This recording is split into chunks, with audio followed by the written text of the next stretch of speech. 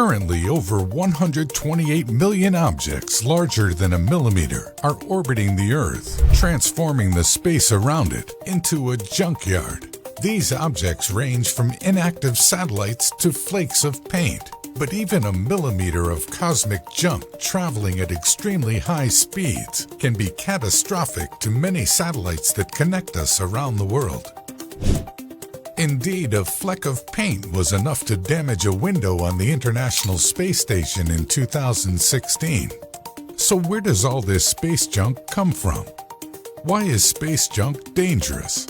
And most importantly, are we doing anything about it?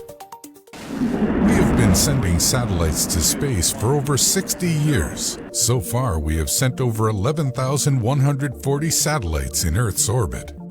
Out of these, 3,372 satellites are currently active. The rest are inactively floating in our orbit. The number of satellites has increased drastically over the past few years. In 2020 alone, 1,283 satellites were launched into lower Earth orbit. This is the highest number of satellite launches in a year to date. Now the low Earth orbit is about to become even more crowded. Over the next few decades, SpaceX is hoping to send a constellation of 42,000 satellites. Amazon's Project Kuiper, OneWeb Corporation, China's Hongyan, and Canada's Telesat are also planning on placing thousands of satellites of their own in the Earth's orbit.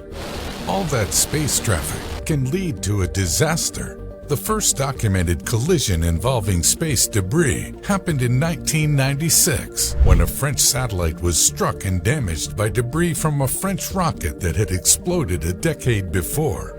In 2009, a U.S. commercial satellite, Iridium-33, collided with an inactive Russian communications satellite, Cosmos 2251, at a speed of 22,300 miles per hour.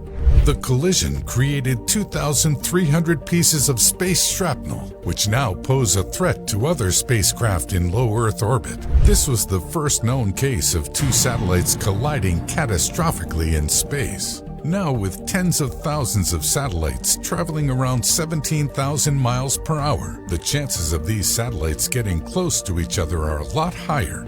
Collisions between high-speed objects in orbit can create thousands of pieces of debris. This could result in a chain reaction where more and more objects collide and create new space junk in the process, to the point where Earth's orbit becomes unusable.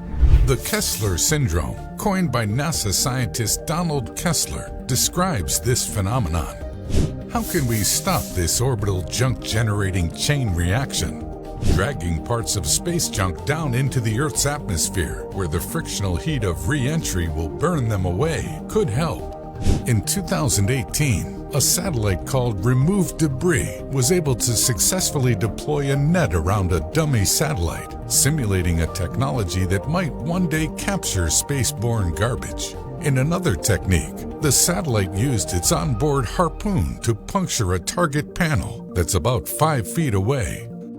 The European Space Agency awarded a contract to ClearSpace, a Swiss startup, to retrieve a 220-pound piece of rocket debris that had been orbiting Earth since 2013. Scheduled for 2025, this mission will utilize 4 robotic arms to capture the debris. However, these methods are only useful for larger pieces of junk orbiting Earth. There isn't a way for us to pick up smaller pieces of debris, such as bits of paint and metal. All we can do is wait for them to re-enter Earth's atmosphere naturally. If nothing changes and the amount of debris continues to grow, they will pose a risk to future space missions. It's only a matter of time before more collisions occur, making it nearly impossible to clean up the low Earth orbit. Without innovative solutions, we'll have to rely on a network of ground and satellite-based observatories to watch and monitor the skies.